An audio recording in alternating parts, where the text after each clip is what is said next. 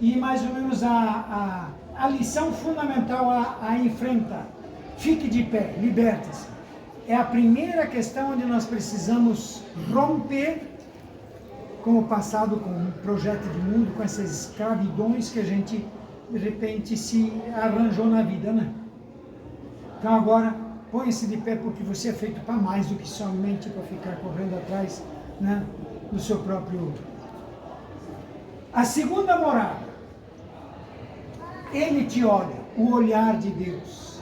São José da Cruz vai dizer de que o olhar de Deus é fazer bem, é fazer crescer, é se tornar capaz de que das coisas mais bonitas e mais profundas que cada um carrega, porque Deus colocou ali dentro.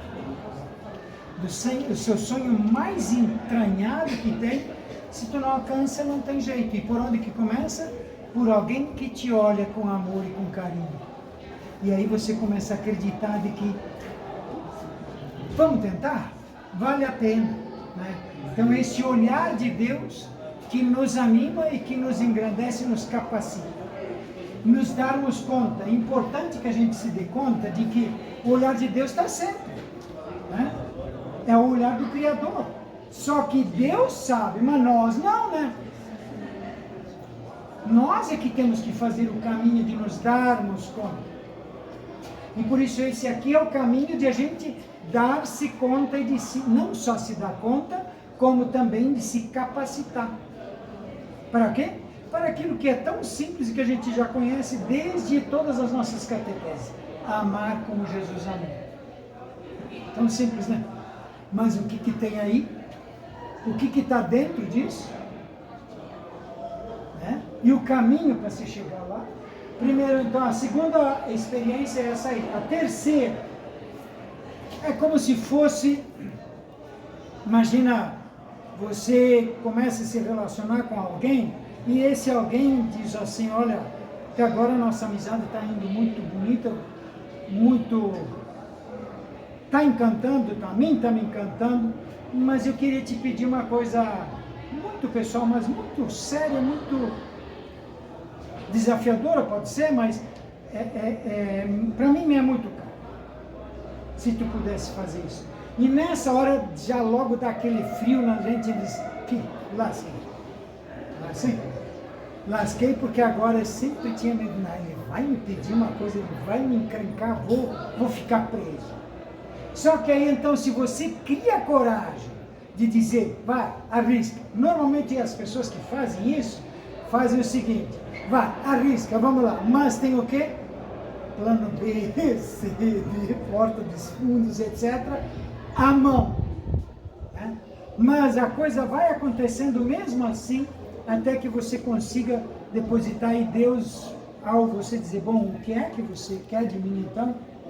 E ele diz, olha, me dá a tua coisa mais nojenta, mais pobre, mais vil, mais crápula que tu tiver. Me dá isso. Deixa eu te... Tu não vai conseguir chegar. Tu não vai conseguir alcançar. Se tu não me der isso para eu cuidar, você fica preso nisso. E por isso eu estou pedindo e te implorando, né? Deixa eu te cuidar. E quando a pessoa consegue fazer isso e desafogar e colocar no colo de Deus toda a sua porcaria, aquela da qual se envergonha, que não tem nem coragem de olhar, porque nem arrependimento não consegue mais resolver, né?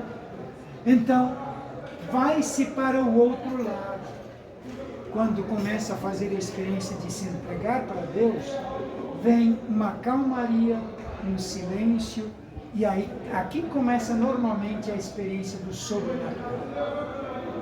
Onde Deus, primeira coisa que Ele faz é levar as pessoas para uma calma e uma serenidade de alguém que esquece do resto que ficou para trás. Ele vai desvinculando aquelas coisas que te deixaram afetivamente preso, aquelas memórias afetivas que a gente tanto escuta falar, é nessa fase que começa a ser reconstruída. Entendeu? E por isso então Deus ele entra, como diria São João da Cruz, de uma forma muito discreta e pelo lado silencioso. Quando você menos percebe, até o corpo fica outro. Por quê? Você consegue essa atitude aqui, ó. Ele quer te cuidar, você se deposita nele e ele começa a fazer ali cicatrizar todas essas coisas terríveis do passado. E essa coisa já é, como diria São João da Cruz, Deus vem como quem ele é, como Deus. E ele faz do jeito dele. Você confiou e se entregou, agora ele vai fazer do jeito dele. E a primeira grande experiência é exatamente isso, de curar, de silenciar, de serenar, de paz, de alegria, etc. Mas aí começa a aparecer um novo desafio, que é o quê? Anda por tuas próprias pernas, ser adulto.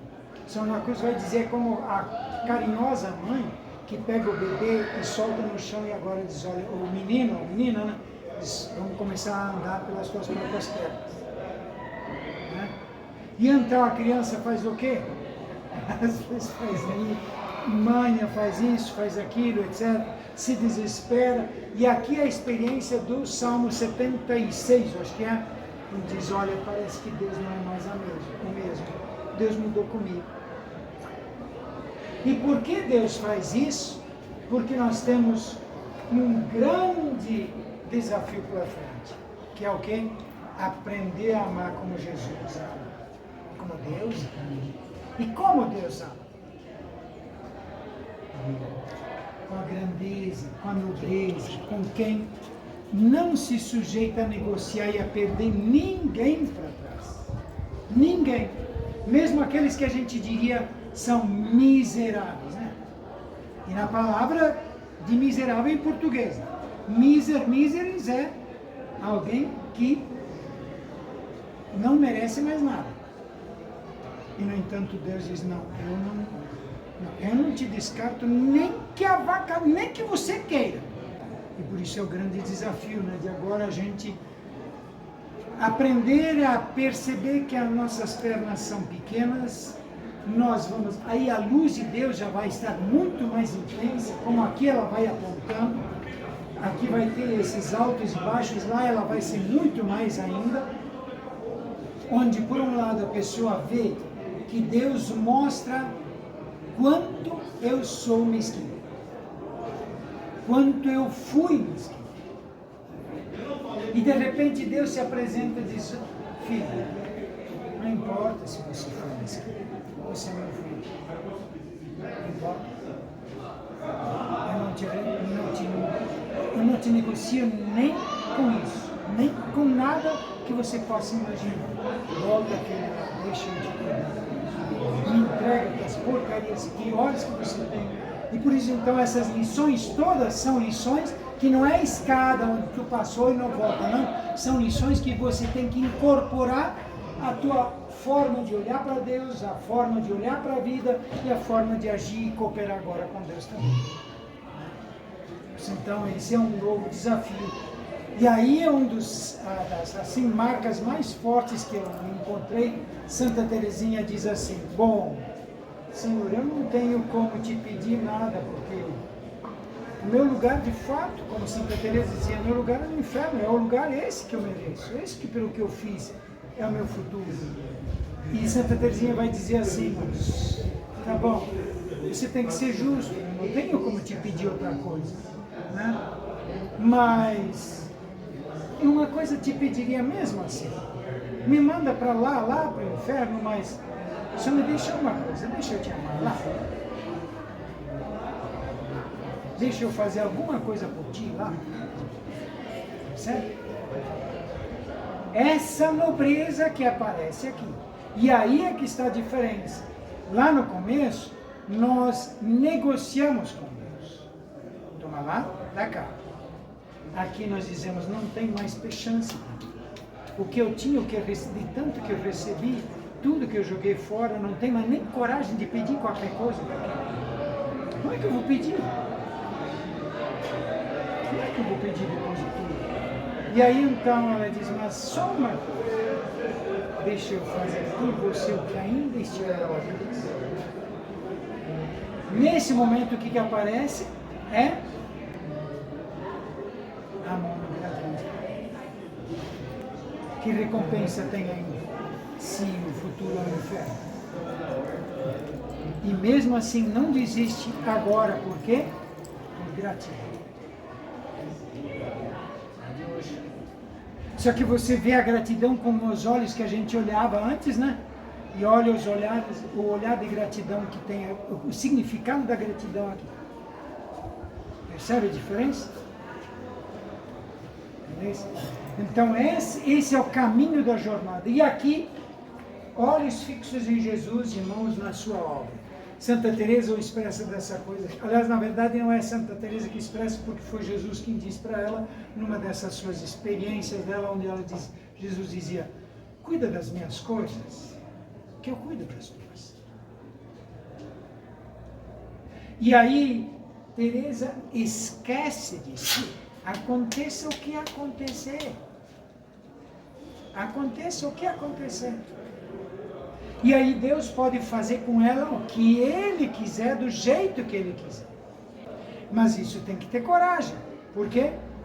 A Senhora Cruz vai dizer de que nessas horas até o próprio natural fica apavorado, porque de repente parece que o mundo desaparece debaixo dos pés. Porque Deus, quando vem, é como se Ele arrebata, e vem a história dos êxtases, o arrebatamento, não sei o que, não sei quando, onde a natureza é pequena e incapaz de suportar o que Deus é e o que Deus faz. Deus é capaz de fazer. E faz não para esnobar, mas tão somente para extravasar o carinho que tem por esse tipo de pessoas, essas pessoas. E que na verdade Ele queria repartir com todos nós, e para isso Ele nos criou.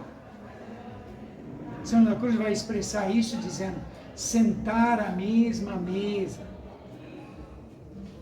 e comer pão do mesmo pão que Pai, Filho e Espírito Santo comem, e você é o quarto conviva dessa refeição. E não por furão, não. Com uma novidade só tua, onde aqui, esquecendo-se de si, agora você, onde como, quando, né? O que vai ser de você? Como é que dizia São Paulo lá? Esquecendo o que fica para trás, olho para frente, o resto, que seja o que... Nem eu me julgo a mim mesmo. Deus que faça comigo o que Ele quiser, e onde Ele for eu estou indo junto. Então esses são os passos que ela nos deixa como capacitação. Por isso aqui, amar, aprender a amar como Jesus, e agora ali segurar na mão dele, que no fundo é a cruz. E por que a cruz? Já dissemos hoje na missa, né? A cruz é porque, comparação simples, um casal.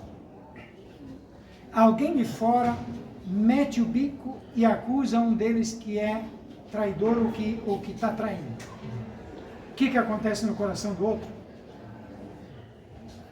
Mágoa, decepção, fechamento, desejo de vingança, tristeza, mortal, não é? Aquela decepção que faz o mundo e a vida perder o chão. Não é assim? Agora é que vem o desafio, e esse é o desafio de Deus e é o nosso desafio. Tá bem, como é que agora você conquista de volta se isso não é verdade? Como é que você tira esse veneno e essa suspeita? Tem como? A imensa maioria diz que não, né? Mas essa é a suspeita semeada no pecado original. E é aqui que ela tem que ser resgatada. Como é que você vai fazer com que a outra pessoa acredite em ti de novo? Só se você fizer o que ela te colocar como condição, não é? O que eu preciso fazer para você acreditar de que eu estou falando sério? de que eu não estou te enrolando. O que eu preciso fazer? Coloca uma prova, outra prova, não é assim? E de onde que vem essa prova da sua mágoa, da sua insegurança, da sua tristeza e etc, não é assim?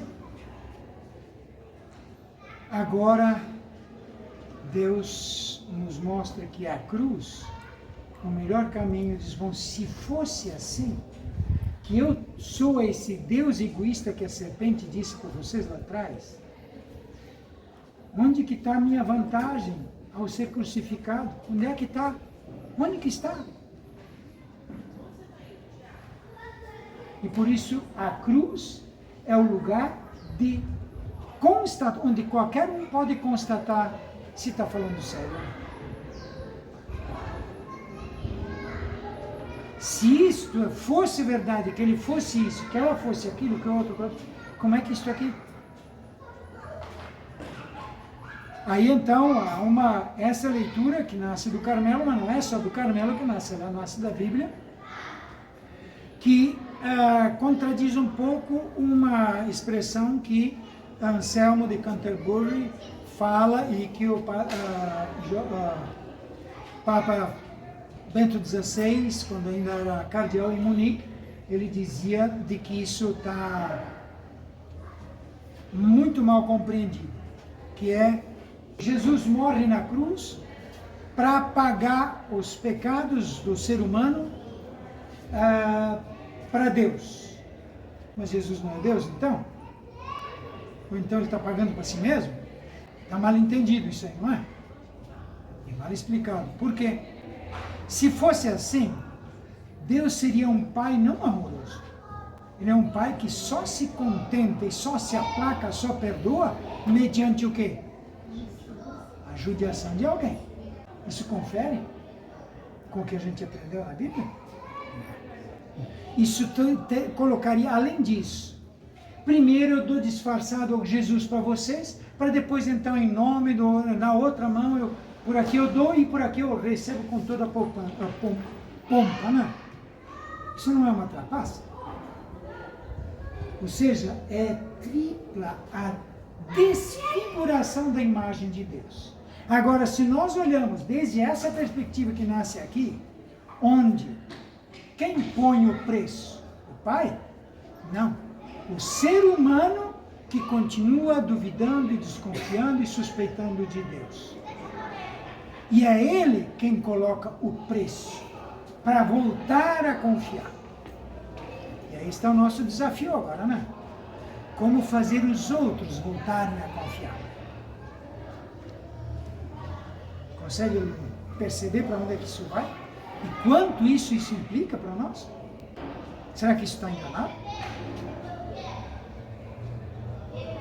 Muito difícil de ser engano, né? Por isso esse é o grande desafio. Por isso Jesus lá diz, olha Pedro, não, eu tenho que encarar a cruz.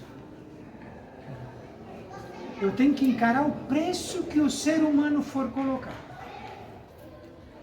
Se vocês olharem o capítulo 2 do livro da sabedoria, fala exatamente desse preço a colocar. Quem quer mostrar e provar para o outro de que ele não é aquele outro lá, que a serpente falou, as serpentes do mundo falam, o custo é caro, não é? Mas é só assim que o outro alcança a salvação. A gente diria, cara, mas o que eu tenho que pagar tudo isso aí? A gente teria que fazer a outra pergunta. E você sabe quanto Deus pagou para tu não ficar nesse ponto? Quanto que outros pagaram para você não pagar essa conta? Por isso, o caminho é se habilitar, né?